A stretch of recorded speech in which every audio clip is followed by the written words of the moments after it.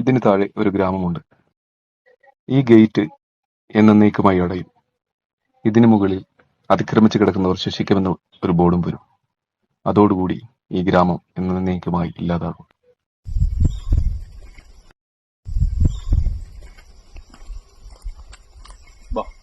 ഓർക്കടവിന്റെ കഥ കേൾക്കാം.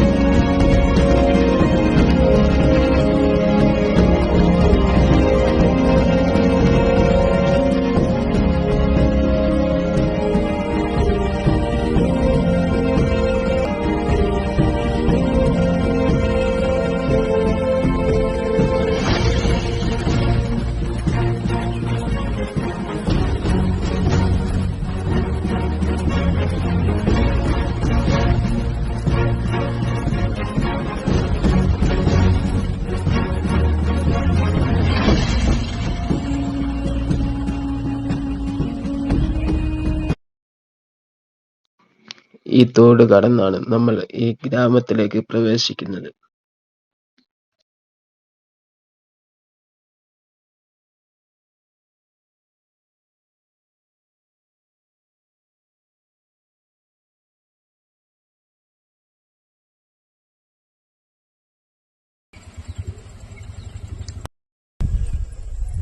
രണ്ട് കൃഷിയും ചെയ്തുകൊണ്ട് കിടന്നിരുന്ന വയല് ഇന്നിത് തരിശായി ഇവിടെ കിടക്കുകയാണ്. കാര്യം ഞാൻ പറഞ്ഞില്ല എന്താണ്, ഈ ഭൂമിയെല്ലാം സർക്കാർ ഏറ്റെടുക്കുകയാണ്. ഇതിനി വനഭൂമിയായി മാറും. അല്പം വിഷമത്തോടു കൂടി അല്ലാണ്ട് ഈ ഭൂമിയിൽ നമുക്ക് നിൽക്കാൻ കഴിയില്ല. കാരണം എന്തെന്ന് വെച്ചാൽ ഇനി നമുക്കൊരിക്കലും ഇങ്ങോട്ട് പ്രവേശിക്കാൻ കഴിയില്ല.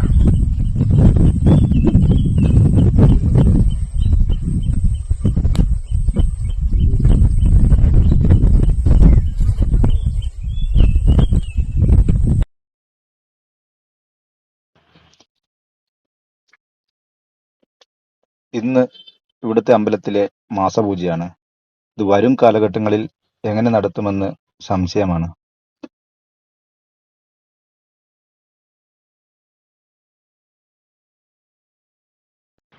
എന്ത് ഭംഗിയല്ലേ അമ്പലം കാണാൻ. പിന്നെ ഒരുപാട് വർഷമായി ഇവിടെ താമസിച്ചു വരുന്ന ബാലേട്ടനെ കണ്ടുമുട്ടിയിട്ടുണ്ട്. ബാലേട്ടനായിട്ട് നമ്മൾ സംസാരിച്ചോ.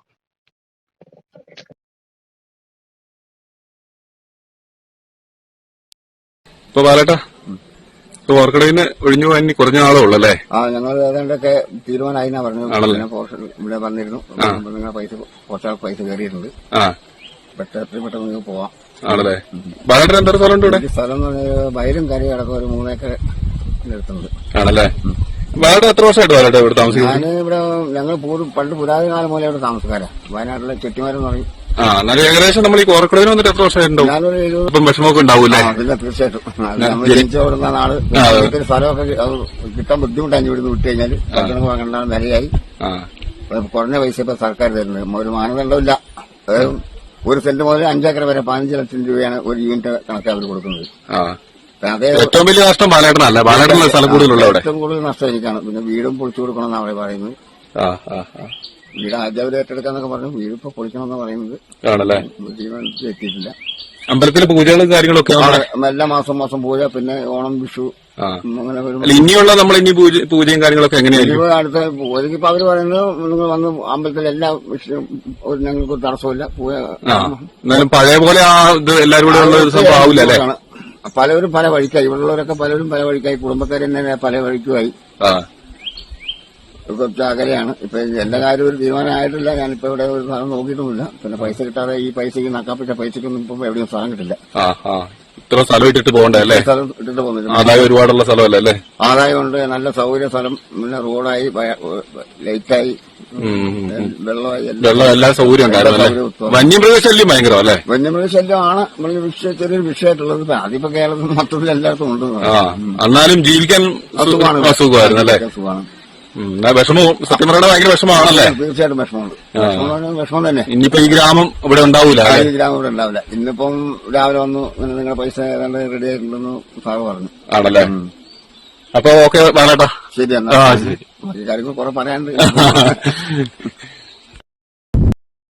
അപ്പോൾ കുറഞ്ഞ നാളുകൾ കൂടിയുള്ളൂ ഈ നമുക്കിങ്ങനെ കാണാൻ പറ്റുള്ളൂ. അപ്പൊ കാണാൻ പറ്റുന്നവരൊക്കെ വന്ന് കാണുക കേട്ടോ. അടിപൊളി സ്ഥലം എന്ന് പറഞ്ഞാൽ അടിപൊളി സ്ഥലമാണ്.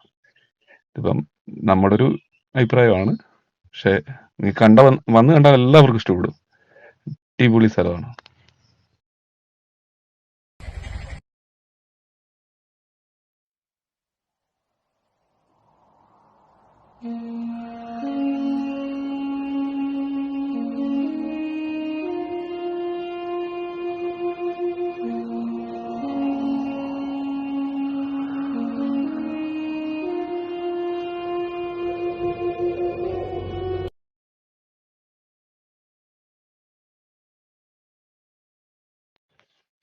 അപ്പോൾ നമുക്ക് ഇവിടെ ഏറ്റവും പഴക്കമുള്ള ഒരു വീട് കാണാം. 73 വർഷമാണ് ഈ വീടിന്റെ പഴക്കം. നമ്മൾ നേരത്തെ കണ്ടില്ലേ ബാലേട്ടന്റെയാണ് ഈ വീട്.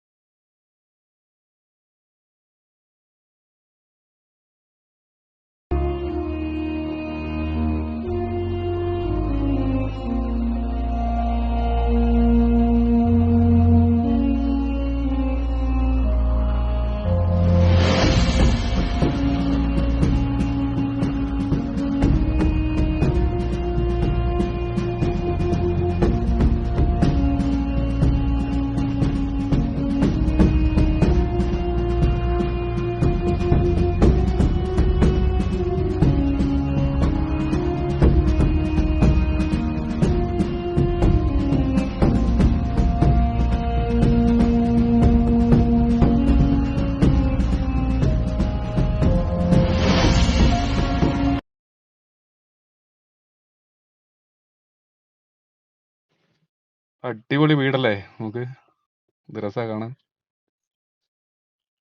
ആണ് ബാലേട്ടന്റെ വീട്.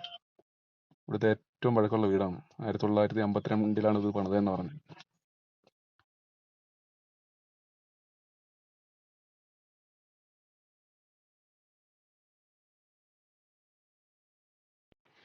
ഈ വീടും ഈ വീടിന്റെ ചുറ്റുവട്ടവും ഇതിന്റെ സൗന്ദര്യം ഒന്ന് പറഞ്ഞറിയിക്കാൻ മേലാത്തയാ.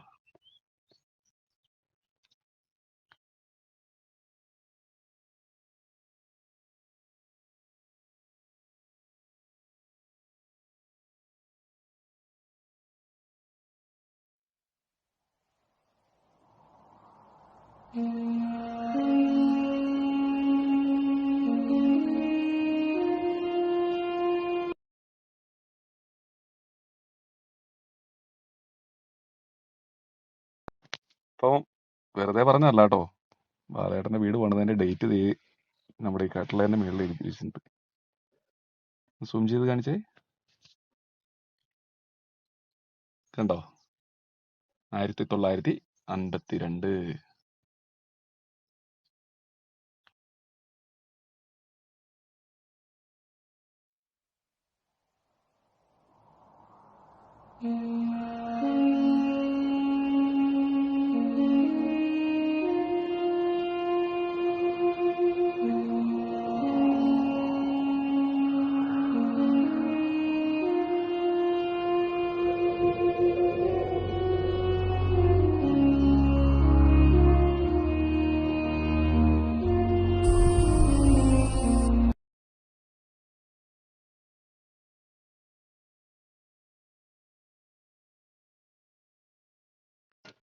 ഇവരെല്ലാം ജനിച്ച നാട് വിട്ട് പുതിയ നാട്ടിലേക്ക്.